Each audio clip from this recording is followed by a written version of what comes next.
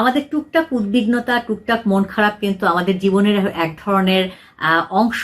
হ্যাঁ, কাজেই হলো যে সেটার সাথে আমাদের একটু মন খারাপ থাকতে পারে, আমাদের একটু খিটখিটে মেজাজ থাকতে পারে, আমাদের ভুলে যাওয়ার ব্যাপারটা থাকতে পারে।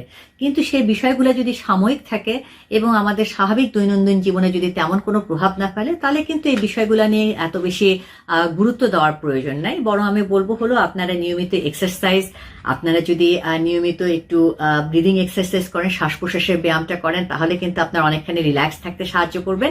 এবং এই যে ছোটখাটো বিষয়গুলোকে অনেক বেশি বড় করে না দেখে, অনেক বেশি এটাকে গুরুত্ব না দিয়ে সেটাকে যদি বরঞ্চ হলো কিছু কিছু জিনিস যদি আমরা একটু ছেড়েও দেই, তাহলেও কিন্তু আমাদের উদ্বিগ্নতাটা একটু হলো কমতে সাহায্য করে।